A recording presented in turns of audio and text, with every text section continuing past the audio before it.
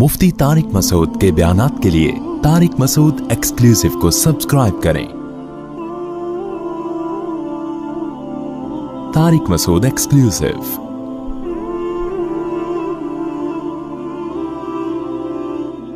या अय्युहल्लज़ीना आमनू, ए लोगो जो ईमान लाए हो, इस्तईनु बिस्सब्रि वस्सलाह, सब्र और नमाज के ज़रिए मदद तलब करो। यानी जब तुम्हें गम हो ना, तो दो चीज़ें ऐसी हैं जो तुम्हारे लिए सहारा बनेंगी, तुम्हें मोटिवेट करेंगी। आज सारा ज़ोर टैबलेट पे लगाया हुआ है, नफ्सियाती डॉक्टर भी आम तौर पर गोलियां दे देते हैं डिप्रेशन की, आप सो जाओ, आराम करो। दो चीज़ें किसी भी शख्स के लिए बहुत ज़रूरी हैं मसाइब को झेलने के लिए।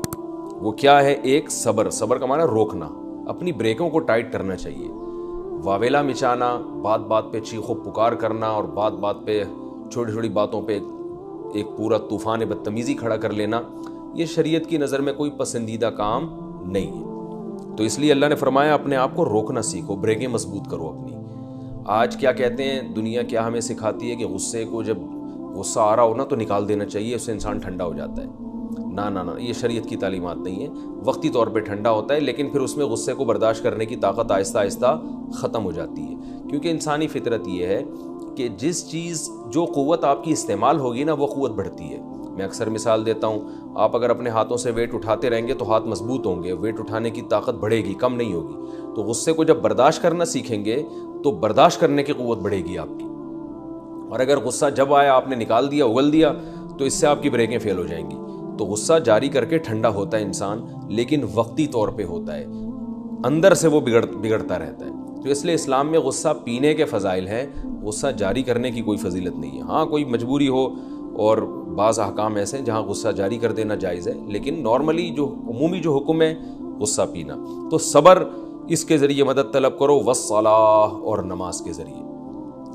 नमाज के ज़रिए मदद कैसे मिलेगी कि जब इंसान किसी के लिए क़ुरबानी दे रहा होता है, तो जिसके लिए क़ुरबानी दे रहा है उससे ताल्लुक़ात अच्छे होंगे, उसकी महब्बत दिल में होगी, तो क़ुरबानी आसान हो जाएगी। अब मुसलमान पर जो कुछ आजमाइश आती है वो तो इस्लाम पे चलने की वजह से आ रही है ना। तो इस्लाम पे चल रहा है अल्लाह के लिए, तो जब अल्लाह से दोस्ती मजबूत होगी तो फिर ये क़ुरबानी और ये सब्र उसके लिए आसान हो जाएगा।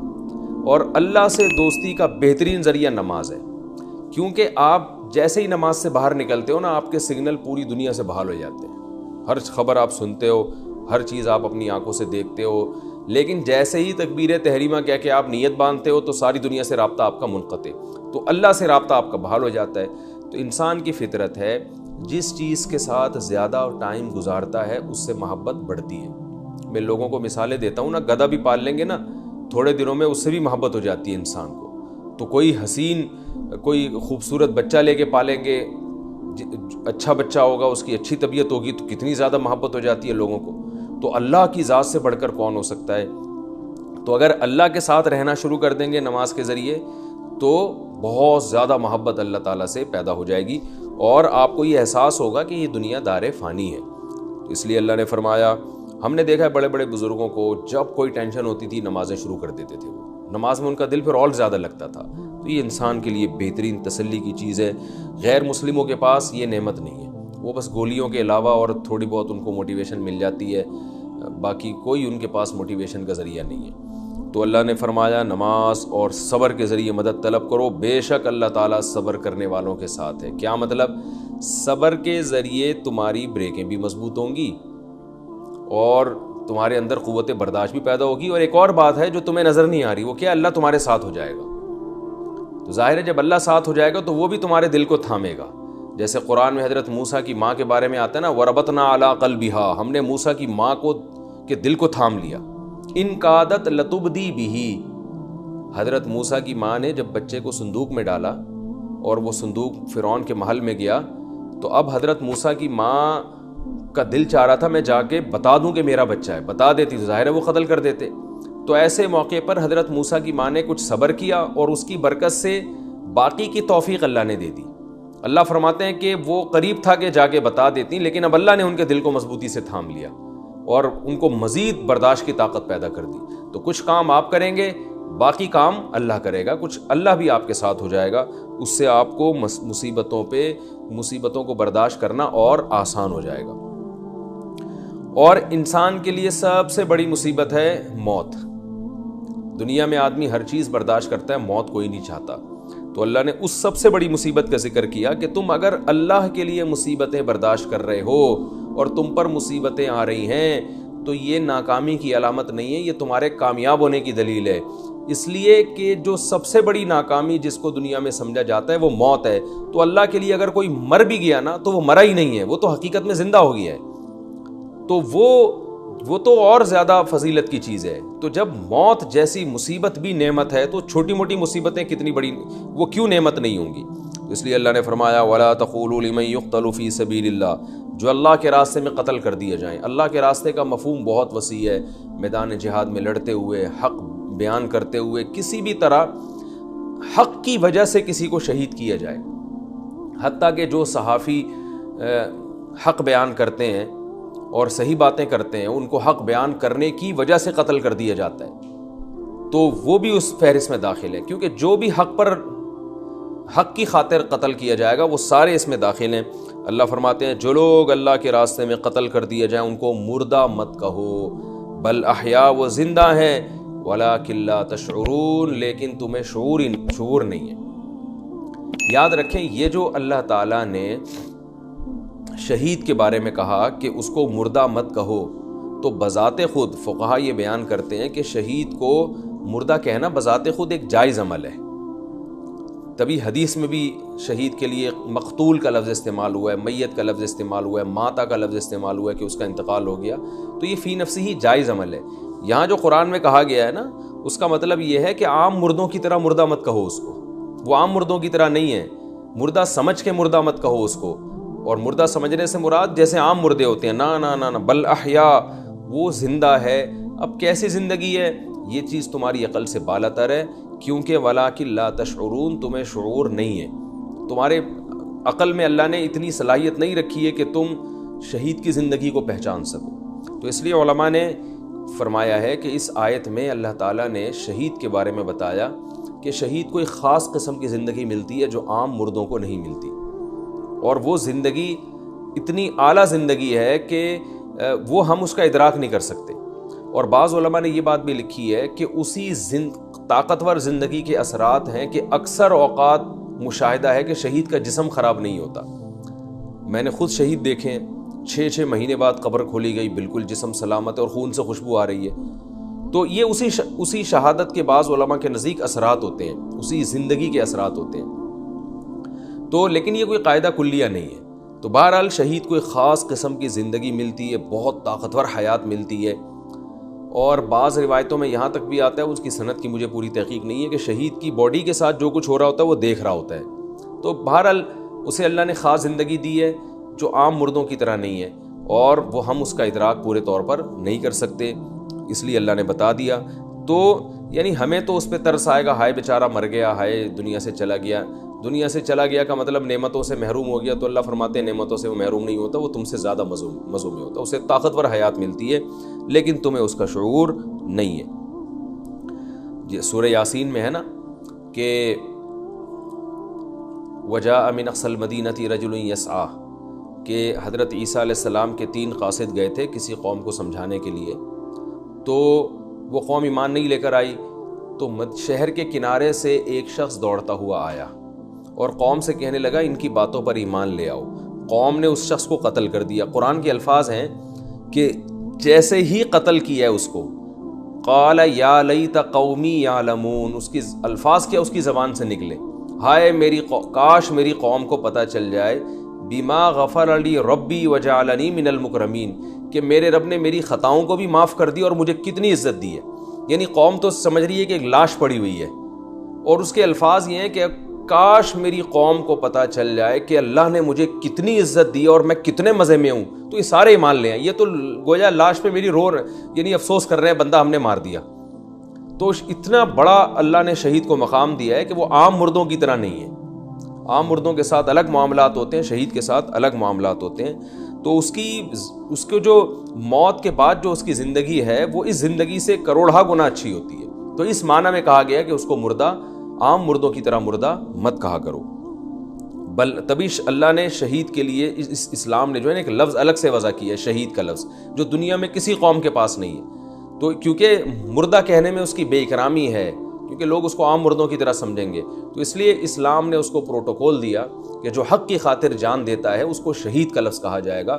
اور یہ اتنا مبارک مقدس لفظ ہے کہ اس لفظ میں وہ وحشت نہیں ہے جو کسی کو مردہ کہنے میں وحشت، کہتے ہیں نا 3 آدمی مرے پڑے ہوئے تھے تو ایک دم وحشت ہوتی ہے، لیکن جب آپ کہتے ہیں تین جو ہے نا 3 شہید میں نے اپنی آنکھوں سے دیکھے، فوراً دل میں ان کی ایک قدر پیدا ہوتی ہے، یار یہ تو بڑے مبارک لوگ ہیں، شہید ہیں۔ تو یہ اتنا مبارک لفظ ہے کہ اب غیر مسلم بھی اسلام سے یہ لفظ ادھار لے کر اپنے مردوں پہ فٹ کر رہے ہیں۔ آپ دیکھیں ہندو فوجی جب ہلاک ہوتے ہیں تو ان کے لیے تو ہلاکت کا لفظ ہے، کیونکہ وہ اس لیے ہلاکت کا لفظ ہے کہ یہ اسلام کا لفظ یہ تو صرف مسلم کے لیے استعمال ہو سکتا ہے، غیر مسلم کے لیے تو اسلام نے یہ لفظ وضع ہی نہیں کیا، لیکن غیر مسلم بھی مجبور ہیں کہ اپنے مردوں کو وہ بھی شہید کے لفظ سے تعبیر کر رہے ہیں، وہ بھی جناب اپنے جو بھی حق کی خاطر، ان کے خیال میں جو بھی حق کی خاطر لڑکے قتل ہوتا ہے تو اس کے لیے شہید کا لفظ استعمال کر رہے ہیں وہ۔ تو اس لیے اللہ نے فرمایا کہ وَلَٰكِن لَا تَشْعُرُونَ، تو جب یہ اللہ کے راہ میں مرنا اتنا مبارک عمل ہے جو سب سے بڑی مصیبت ہے، تو چھوٹی موٹی مصیبتوں کی بھی ایک فضیلت ہے اور اس پہ صبر کرنے سے تمہیں ثواب ملے گا، کیونکہ وہ سب اللہ کی خاطر ہے۔ وَلَنَبْلُوَنَّكُمْ بِشَيْءٍ مِّنَ الْخَوْفِ، رہا یہ مسئلہ کہ اللہ تو ہمیں آزماتا کیوں ہے، ٹینشنیں دیتا کیوں ہے، پھر صبر اور نماز کی تلقین کرتا ہے، کسی کو کوئی قتل ہوتا ہے تو شہادت کے فضائل سناتا ہے، تو ہمیں ٹینشن دے ہی نہیں، دنیا میں ہی جنت کے مزے دے دے۔ تو اللہ نے اگلی آیت میں فرمایا نا ایسا نہیں ہو سکتا، وَلَنَبْلُوَنَّكُمْ، ہم تمہیں ضرور آزمائیں گے، مختلف طریقوں سے آزمائیں گے، سب کے ساتھ آزمائش ایک جیسی نہیں ہوگی، وہ مختلف طریقے کیا ہیں، بِشَيْءٍ مِّنَ الْخَوْفِ، خوف مسلط کر دیں گے تم پر دشمن کا، تم حق پر ہوگے لہذا دنیا تمہارے خلاف سازشیں کرے گی جس کی وجہ سے تم خوف میں رہو گے۔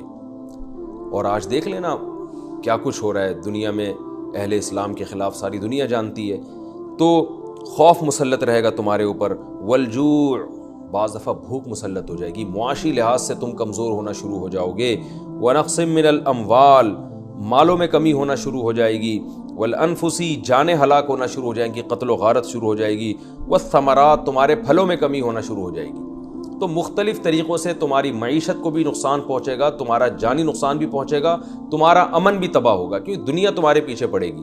اور یہ سب چیزیں انفرادی طور پر بھی ہو سکتی ہیں، فرد واحد کے ساتھ بھی ہو سکتی ہیں اور قومی سطح پہ بھی ہو سکتی ہے، لیکن اللہ نے فرمایا وَبَشِّرِ الصَّابِرِينَ، جو اس موقع پہ صبر کرے گا اے نبی آپ اس کو خوشخبری سنا دیں۔ لیکن یاد رکھیں نبی صلی اللہ علیہ وسلم نے اللہ سے صبر مانگنے سے اور مصیبتیں مانگنے سے منع کی ہے، یہ تو اللہ تعالیٰ کی طرف سے ہے، لیکن ہمیں حکم یہی ہے کہ ہم اللہ سے عافیت مانگیں، اے اللہ ہمیں آزمائشوں میں نہ ڈال، تو نے اگر ہمیں آزمانا بھی ہے تو ہمیں نعمتیں دے کے آزما، خوب نعمتیں دے ہمیں، اور پھر اس میں ہمیں شکر کی توفیق عطا فرما، یہ دعا مانگنی چاہیے اللہ تعالیٰ سے۔ آگے اللہ نے صبر کرنے والوں کی ایک علامت بیان کی ہے، اور ایسی علامت بیان کی ہے کہ وہی علامت صبر کا ذریعہ بھی ہے، مصیبتوں کو برداشت کرنے کا ایک بہترین ایک دوا بھی ہے۔ فرمایا الذین، یہ وہ لوگ ہیں، صابرین کسے کہتے ہیں، اذا اصابتہم مصیبہ، جب ان کو کوئی مصیبت پہنچتی ہے، قالوا، تو یہ کیا کہتے ہیں، انا للہ، ہم اللہ کے لیے، اللہ کے غلام ہیں، تو مالک کو حق ہے کہ وہ غلام کے ساتھ جیسا چاہے سلوک کرے، ہم پہ ہماری مرضی نہیں چلے گی، ہم تو غلام ہیں، تو غلام پہ آقا کی مرضی چلتی ہے۔ دیکھیں یہ جانوروں کو ہم جب پالتے ہیں نا تو ان پہ ہماری مرضی چلتی ہے، گھوڑے کی لگام ہمارے ہاتھ میں ہوتی ہے، تو اب گھوڑا ہمارے حساب سے چلتا ہے، اپنے حساب سے چلے گا، ہم مار کے پھینک دیں گے اس کو، ذبح کر کے پھینک دیں گے اس کو، کیونکہ ہم نے اس کو خریدا ہے، ہم اس کے مالک ہیں۔ تو اب گھوڑے کو یہ اعتراض کا حق نہیں ہے کہ بھائی مجھے ادھر کیوں لے کے جا رہے ہو، مجھے ادھر کیوں لے کے جا رہے ہو، مجھے پہاڑوں پہ کیوں چڑھا رہے ہو، مجھے پہاڑ سے نیچے کیوں اتار رہے ہو، مجھے دریا کیوں پار کروا رہے ہو۔ تو گھوڑے کو اگر یہ اعتراض کرے تو گھوڑے سے کہا جائے گا بھائی تجھے خریدا ہے تیرے مالک نے، وہ تیرا مالک ہے۔ تو ہمیں گھوڑے پر اتنی ملکیت نہیں ہے جتنی اللہ کو ہماری ذات پہ ملکیت حاصل ہے، لہذا کچھ بھی ہو رہا ہے تو ایمان والے یہ سوچ کے صبر کرتے ہیں، انا للہ، ہم اللہ کے غلام ہیں، بھائی ہم پہ ہماری مرضی تھوڑی چلے گی، بلکہ ہم پہ اللہ کی مرضی چلے گی، ورنہ ہر انسان چاہتا ہے دنیا میں کوئی غم آئے نہیں، سارے مسئلے پورے ہوں, پوری دنیا کا بادشاہ میں بن جاؤں, سب سے زیادہ پیسہ میرے پاس, سب سے خوبصورت میں ہوں, سب سے زیادہ جوانی میرے پاس, سب کچھ میرے مسئلے حل ہو جائیں, تو ہر آدمی چاہتا ہے. تو ہوگا ایسا نہیں, تو ہم پہ ہماری مرضی نہیں اللہ کی چلے گی, یہ سوچ کے صبر کرتے ہیں. وَإِنَّا إِلَيْهِ رَاجِعُونَ, اور ہم نے جانا بھی اس کے پاس ہے. یہ اگلے جملے میں اور تسلی ہے. کیا مطلب؟ کہ اللہ نے وعدے کیے ہوئے ہیں کہ صبر کرو گے تو میں تمہیں اجر دوں گا. تو ہم نے جب جانا اس کے پاس ہے تو ہم اس کو خوش کر کے جائیں نا, تاکہ ہمیں نوازے وہ. تو خوشی اسی میں ہے کہ صبر کر لو. تو یہ دو جملے سوچ کے ان کو تسلی مل جاتی ہے. آج یہ انا للہ و انا الیہ راجعون لوگوں کی زبانوں پہ تو بہت ہوتا ہے, لیکن مفہوم دماغ میں نہیں ہوتا. چیخ بھی رہے ہوتے ہیں, انا للہ و انا الیہ راجعون بھی پڑھ رہے ہوتے ہیں, واویلا بھی کر رہے ہوتے ہیں, اور سارے الٹے کام کر رہے ہوتے ہیں مصیبت میں, اور آخر میں انا للہ و انا الیہ راجعون کہہ دیتے ہیں. تو یہ سوچ کے یہ الفاظ کہنے کی فضیلت ہے. ایسے ہی زبان سے کہنے کا کوئی خاص فائدہ نہیں ہے اس میں. سوچ کے کہ ہم اللہ کے غلام ہیں اور ہم نے اسی کی طرف لوٹ کر جانا ہے, اور ہمیں اس پر وہ اجر دے گا. حدیث میں آتا ہے کہ مسلمان کو ایک کانٹا بھی اگر لگتا ہے تو آپ صلی اللہ علیہ وسلم نے فرمایا حتی الشوکۃ یشاکھا, صحیح حدیث ہے, اس پہ بھی اس کا گناہ معاف ہوتا ہے ایک کانٹے کے بدلے میں بھی. اور اگر اس کے اعمال میں گناہ نہیں ہو تو اس کے نیکیوں میں اضافہ ہو جاتا ہے. اور ایک حدیث میں آتا ہے آپ صلی اللہ علیہ وسلم نے فرمایا قیامت کے دن ایک شخص آئے گا, دیکھے گا میزان میں اتنی نیکیاں, اتنا اجر, وہ کہے گا میں نے تو نہ اتنی تہجد پڑھی, نہ اتنے روزے رکھے, یہ نیکیاں کہاں سے آئیں؟ تو اسے بتایا جائے گا کہ تم کو فلاں موقع پر مصیبت پہنچی تھی, تم نے صبر کیا تھا, فلاں موقع پر تمہارے بچے کی موت واقع ہوئی, تم نے صبر کیا, فلاں موقع پہ تمہیں کانٹا لگا, تم نے صبر کیا, فلاں موقع پہ تمہیں فلاں شخص نے برا بلا کہا, اس کی وجہ سے تمہیں جو ٹینشن ہوئی. تو یہ ساری چیزیں اس کے اعمال میں ترازو میں رکھی جائیں گی. تو اس کی یہ تمنا ہوگی کہ کاش میں نے زندگی میں کبھی خوشی نہ دیکھی ہوتی اور اللہ نے ساری زندگی مجھے مصیبتوں میں ہی رکھا ہوتا. اور ایک اور حدیث میں آتا ہے رسول اللہ صلی اللہ علیہ وسلم نے فرمایا کہ قیامت کے دن میزان کے ترازو میں صبر سے زیادہ وزنی کوئی نیکی نہیں ہوگی. تہجد بھی نیکی ہے, نماز بھی نیکی ہے, اور روزے بھی نیکی ہے, صدقات و خیرات بھی نیکی ہے, لیکن نبی نے کیا فرمایا؟ سب سے وزنی نیکی کیا ہے؟ مصیبت میں صبر کرنا. اور صوفیہ کرام کا ایک جو تجربہ ہے وہ کہتے ہیں کہ اللہ کا قرب جتنا صبر اور مصیبتوں کے ذریعے حاصل ہوتا ہے اتنا دنیا میں کسی چیز کے ذریعے حاصل نہیں ہوتا, کسی عبادت کے ذریعے حاصل نہیں ہوتا. لیکن ساتھ ساتھ علماء یہ بھی کہتے ہیں کہ وہ مصیبت جو انسان کی پیدا کردہ نہ ہو بلکہ اللہ کی طرف سے ہو. اگر آپ اپنی حماقتوں کی وجہ سے مصیبت میں مبتلا ہوتے ہیں پھر اس پہ وہ برکتیں حاصل نہیں ہوتی. صبر تو اس پہ بھی کرنا ہی پڑتا ہے, لیکن ایک مصیبت اللہ کی طرف سے, ایک اپنی حماقتوں کی وجہ سے. آج کل جو زیادہ تر پرابلمس ہو رہی ہیں ہماری اپنے کرتوت ہوتے ہیں, اپنے کچھ جیسے صحت کا خیال نہیں رکھا, الٹ پٹانگ شوگر کا مریض ہے, لڈو کھا رہا ہے اور کھاتے کھاتے شوگر ہائی ہو گئی, اب صبر کر رہا ہے کہ بس صبر کر رہا ہے اس مصیبت میں. تو ٹھیک ہے صبر کا تو پھر بھی انشاءاللہ ثواب ملے گا, لیکن یہ حماقت بھی تو آپ کی ہے نا, آپ اپنے کرتوتوں کی وجہ سے. تو اس لیے علماء کہتے ہیں کہ اپنے کرتوت کی وجہ سے نہ ہو بلکہ آپ صحیح چل رہے ہیں لیکن پھر بھی اللہ نے کوئی مصیبت آپ کے مقدر میں لکھ دی ہے, تو اس پہ صبر کرنے سے انسان کے اللہ کا قرب بہت زیادہ اس کو نصیب ہوتا ہے. اور اس سے بڑی مسلمان کے لیے کوئی نعمت ہے ہی نہیں کہ اسے اللہ کا قرب مل جائے. یہی اصل مقصود ہے اس دنیا میں ہمارے آنے کا. فرمایا اولئک علیہم صلوات من ربہم, یہ ہیں وہ لوگ جو مصیبتوں میں جب صبر کرتے ہیں. تو یہ ہیں وہ لوگ, دیکھو اللہ اولئک گویا ہاتھ سے اشارہ کر رہی ہے, یہ ہیں وہ لوگ جن پر ان کے رب کی طرف سے خصوصی رحمتیں بھی ہوں گی اور رحمت عام رحمت بھی. صلوات اور رحمت میں کیا فرق ہے؟ دیکھیں رحمت کہتے ہیں گویا کوئی شخص پریشانی میں مبتلا ہو اور اسے مبتلا دیکھ کر آپ کو اس پہ ترس آ جائے, اس ترس کی وجہ سے جو آپ میں جذبہ پیدا ہوتا ہے اس کو رحم کہا جاتا ہے. جیسے ہم کہتے ہیں نا یار فلاں کی حالت قابل رحم ہے, لوگ کہتے ہیں نا قابل رحم ہے, یعنی بیچارے پر ترس آ رہا ہے, دل چاہ رہا ہے اس کو کچھ دے دو. جیسے بھکاریوں کو دیکھ کے بعض دفعہ ترس آ جاتا ہے, رحم آ جاتا ہے. کسی خارشی کتے کو آپ دیکھتے ہیں ٹینشن میں ہوتا ہے, وہ اسے دیکھ کے رحم آ جاتا ہے اس کے اوپر, انسان اسے پانی پلا دیتا ہے وغیرہ وغیرہ. صلوات ترس والی رحمت کو نہیں بلکہ اضافی جو گویا آپ غریبی میں کسی کو کچھ دے رہے ہیں, تو یہ رحمت سے اوپر کا درجہ ہے. یہی وجہ ہے کہ رسول اللہ صلی اللہ علیہ وسلم کے لیے جب رحمت کی دعا مانگی جائے گی تو رحمت کا لفظ استعمال نہیں کیا جاتا, صلاۃ کا لفظ استعمال کیا جاتا ہے. ہم یہ کہتے ہیں اللہم صلی علی محمد, یہ نہیں کہتے اللہم ارحم محمد صلی اللہ علیہ وسلم, اللہ محمد صلی اللہ علیہ وسلم پر رحم فرما, یہ نہیں کہتے. کیوں رحم کا لفظ کیوں استعمال نہیں کرتے؟ اس لیے کہ نبی کے دنیا سے جانے کے بعد جب ہم یہ کہیں گے اللہ نبی پر رحم فرما، تو اس میں گویا اس طرف اشارہ ہے کہ نبی کوئی معاذ اللہ خدا نہ خواستہ کسی پریشانی میں ہے، ٹینشن میں ہے، تو ہم اللہ سے کہہ رہے ہیں کہ اپنے نبی پہ ترس کھا، تو اس میں نبی صلی اللہ علیہ وسلم کی ایک قسم کی توہین ہے۔ بلکہ آپ کے دنیا سے جانے کے بعد اللہ نے آپ کو ایسے اعلیٰ حالت میں رکھا ہے کہ اب آپ پہ جو ہے نا کوئی ایسی کنڈیشن ہی نہیں ہے کہ آپ پہ کوئی ترس کھائے، بلکہ اب صلوات کا موقع ہے کہ اللہ اپنی طرف سے اضافی رحمتیں نازل فرما آپ پر، اضافی آپ کو نعمتیں عطا فرما۔ تو اس لیے نبی کے لیے صلات کا لفظ استعمال کیا جاتا ہے، رحم کا لفظ نہیں۔ اور بعض علماء نے یہ حکمت لکھی ہے کہ رسول اللہ صلی اللہ علیہ وسلم کا نماز جنازہ بھی اسی لیے نہیں پڑھایا گیا کہ نماز جنازہ مغفرت کی دعا کے لیے مغفرت کے لیے ہوتا ہے، اور نبی انبیاء کے لیے مغفرت کی دعا جائز نہیں ہے، کیونکہ وہ جب دنیا سے جاتے ہیں ان کے اعمال میں گناہ ہوتا ہی نہیں ہے، تو ان کو مغفرت کی نہیں بلکہ اللہ کی اضافی رحمتوں کی ضرورت ہوتی ہے۔ تو اس لیے نماز جنازہ نبی کا ہوا ہی نہیں ہے، بلکہ صلاۃ والسلام پڑھا گیا ہے۔ صحابہ جوق در جوق آتے تھے اور آپ صلی اللہ علیہ وسلم پر درود و سلام پڑھ کے چلے جاتے تھے۔ تو یہ بھی ایک حکمت بیان کی گئی ہے کہ آپ صلی اللہ علیہ وسلم کا جنازہ باقاعدہ کیوں نہیں ہوا جیسے نماز جنازہ ہوتی ہے۔ تو نماز جنازہ امتی کا ہوتا ہے کیونکہ امتی کو مغفرت کی دعا کی ضرورت ہے، لیکن انبیاء جو ہیں ان کا مقام ایسا ہے کہ اللہ نے ان کو اس سے اب مستثنیٰ کر دیا، یہ اللہ نے اپنی خاص رحمت کی ان کے اوپر۔ تو اس لیے عام امتی کے لیے رحمت کی دعا ہوگی اور نبی کے لیے صلات کی دعا ہوگی، اللہم صلی علی، صلات بھیج، صلی علی۔ البتہ علماء نے یہ بات بیان کی ہے کہ نبی کے ضمن میں امت کے لیے صلات کی دعا جائز ہے۔ جیسے نبی کے لیے جب صلات کی دعا کی نا تو اسی ضمن میں آپ امت کو شامل کر سکتے ہیں، اللہم صلی علی محمد وعلی آل محمد، یہ بھی کہہ سکتے ہیں، اور اللہم صلی علی محمد، اے اللہ تو محمد صلی اللہ علیہ وسلم پر صلات بھیج اور آپ کی امت پر بھی۔ تو آپ کے ضمن میں تو یہ جائز ہے، الگ سے نبی کے علاوہ کسی کے لیے صلات کی دعا یہ ٹھیک نہیں ہے، اس لیے کہ آپ دوسرے کو وہ پروٹوکول دے رہے ہیں جو نبی صلی اللہ علیہ وسلم کا خاصہ ہے، تو ان کے تابع بنا کے تو دے سکتے ہیں۔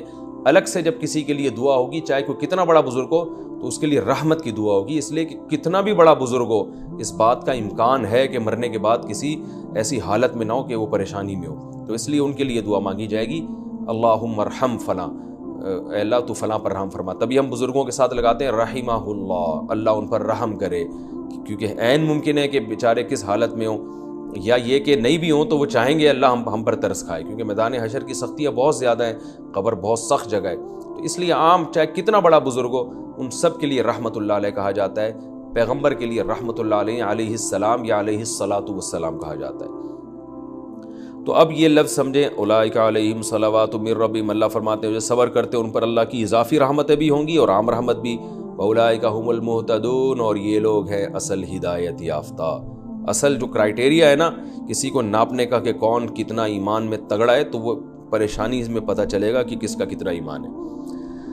آگے جو آیتیں ہیں ان کا ایک شان نزول ہے۔ اسلام جب دنیا میں آیا تو زمانہ جاہلیت کی بہت سی رسومات کو ختم کر دیا۔ تو زمانہ جاہلیت میں جو صفا اور مروہ پہاڑی ہے جہاں حضرت ہاجرہ رضی اللہ تعالیٰ عنہ نے دوڑ لگائی تھی، تو زمانہ جاہلیت میں حج میں صفا مروہ کی سب سعی کیا کرتے تھے، تو یہ سعی صدیوں سے چلتی آ رہی تھی۔ اسلام جب دنیا میں آیا تو بہت سے صحابہ کو خیال ہوا کہ یہ ایک ایسے ہی ایک عجیب سی رسم لگتی ہے، ادھر سے دوڑے ادھر چڑھ گئے، پھر ادھر سے اترے ادھر آ گئے، تو یہ کہیں ایسا نہیں ہے کہ غلط کر رہے ہو ہم۔ تو اس لیے بعض صحابہ نے نبی سے پوچھا، یا رسول اللہ اس میں کوئی گناہ تو نہیں ہے، ہم صفا مروہ کی سعی کرتے ہیں؟ تو اس کا جواب قرآن میں نازل ہوا کہ زمانہ جاہلیت کی ہر چیز غلط نہیں ہے، بہت سی چیزیں ٹھیک بھی ہیں، ان میں سے ایک صفا مروہ کی سعی بھی ہے کہ یہ بالکل ٹھیک ہے۔ ان الصفا والمروہ من شعائر اللہ، فرمایا صفا مروہ کوئی جاہلیت کے شاعر میں سے نہیں ہے بلکہ شاعر اللہ میں سے ہے، اللہ کی نشانیوں میں سے ایک نشانی ہے۔ فمن حج البیت او اعتمر، لہذا جو کوئی حج کرے گا یا عمرہ کرے گا، فلا جناح علیہ ان یطوف بہما، اس پر کوئی گناہ نہیں ہے کہ طواف کرے وہ، یعنی طواف کا مطلب چکر لگائے، اس سے وہ طواف مراد نہیں ہے جو بیت اللہ کے گرد کیا جاتا ہے، اس سے مراد چکر، یعنی جائے واپس آنا پھر جانا، جو 7 دفعہ سعی کی جاتی ہے، کوئی گناہ نہیں ہے۔ حضرت عائشہ رضی اللہ تعالی عنہ سے کسی نے سوال پوچھا تھا کہ کیا صفا مروہ کی سعی کرنا ضروری ہے حج اور عمرے میں؟ انہوں نے فرمایا ہاں۔ تو انہوں نے قرآن کی آیت پڑھی کہ اللہ تو فرماتے ہیں کہ جو حج کرے عمرہ کرے اور سعی اگر وہ کر لے تو کوئی گناہ نہیں ہے، تو اس سے تو پتہ چل رہا ہے سعی کرنا جائز ہے، یہ تھوڑی پتہ چل رہا ہے کہ واجب ہے، لازمی ہے، یہ کہاں پتہ چل رہا ہے؟ اس سے تو پتہ چل رہا ہے کہ بھائی کوئی اگر کر لے تو کوئی گناہ نہیں ہے۔ امی عائشہ رضی اللہ تعالیٰ عنہ نے جواب دیا، بڑی فقیہہ تھی، انہوں نے فرمایا کہ اگر اس آیت کا یہ مطلب ہوتا کہ صفا مروہ کی سعی ضروری نہیں ہے تو آیت کا انداز یہ نہیں ہوتا فلا جناح علیہ ان یطوف بہما، کہ اس پر کوئی گناہ نہیں ہے کہ ان کا چکر لگائے، بلکہ آیت یوں ہوتی فلا جناح علیہ الا یطوف بہما، کہ اس پر کوئی گناہ نہیں ہے کہ ان کا طواف نہ کرے۔ یہ بڑی ذہانت کی بات ہے امی عائشہ رضی اللہ، اس کے لیے آئی کیو لیول بہت اونچا ہونا چاہیے، تبھی علماء کہتے ہیں امی عائشہ نے جو یہ جواب دیا نا ساحل کو، یہ آپ کے مینٹل اپروچ کی مینٹل لیول بہت ہائی تھا آپ کا، یہ بڑی یعنی حکمت کی بات ہے، اس سے پتہ چلتا آپ بہت بڑی فقیہہ تھی۔ اب میں اس کو تھوڑا سا سمجھاتا ہوں، کیا مطلب؟ دیکھیں عبادت کے بارے میں کبھی یہ انداز نہیں ہوتا کہ تم اگر نماز پڑھ لو تو تم پہ کوئی گناہ نہیں ہے۔ عبادت کا انداز تو یہ ہوتا ہے کہ تم نماز اگر نہیں پڑھو گے تو کوئی گناہ نہیں ہے، اور پڑھ لو تو ثواب کی بات ہے، یوں ہوگا نا۔ تو امی عائشہ نے اپنے اس جواب میں اشارہ کر دیا کہ اصل میں یہ ایک سوال کا جواب ہے۔ سوال یہ پوچھا گیا تھا کہ صفا مروہ کی سعی میں گناہ تو نہیں ملے گا، زمانے جاہلیت کی رسم ہے، تو اللہ نے فرمایا کوئی گناہ نہیں ملے گا۔ اس میں اس سے بحث ہی نہیں ہے کہ صفا مروہ کی سعی کرنا لازم ہے یا نہیں، یہ آیت اس سے خاموش ہے، وہ ہمیں حدیث سے پتہ چلتا ہے کہ لازم ہے۔ پھر امی عائشہ نے جواب یوں دیا کہ اگر یہ آیت یہ بیان کرنے کے لیے آتی نا صفا مروہ کی سعی لازم نہیں ہے، تو پھر یہ سٹائل تھوڑی ہوتا، یہ انداز تھوڑی ہوتا کہ کوئی گناہ نہیں ہے طواف نہ کرو، بلکہ یہ انداز ہوتا کہ کوئی گناہ نہیں ہے کہ طواف مت کرو، یعنی طواف کرنا ضروری نہیں ہے۔ تو امی عائشہ نے اس کو جواب دیا کہ یہ اصل میں ایک سوال کی طرف اشارہ ہے، اس سوال کے جواب میں کہا جا رہا ہے۔ تو اس سے پتہ چلتا ہے کہ قرآن و سنت کو سمجھنے کے لیے جو ہے نا بہت فقاہت چاہیے، صرف لفظی آیتوں سے لوگ نہیں سمجھ لیتے قرآن، جیسے کہ آج کل بس لفظی ترجمہ سے ہر آدمی فنٹر بننے کی کوشش کر رہا ہے۔ تو اب باقی صفا مروہ کی سعی جو ہے حنفیہ کے نزدیک واجب ہے، بعض ائمہ کے نزدیک حج اور عمرے کا رکن ہے، اور بعض ائمہ کے نزدیک مستحب ہے۔ تو وہ ایک فقہی اختلاف ہے علماء کے درمیان، لیکن اتنا ضرور ہے کہ احناف کے ہاں اگر صفا مروہ کی سعی چھوڑ دی تو حج اور عمرہ تو ہو جائے گا، مگر دم دینا پڑے گا آپ کو۔ ومن تطوع خیرا، اللہ فرماتے ہیں جو بھی خیر کا کام کرے گا، نیکی کرے گا، تو اللہ اس کی نیکی کا قدردان بھی ہے اور اسے جاننے والا بھی ہے۔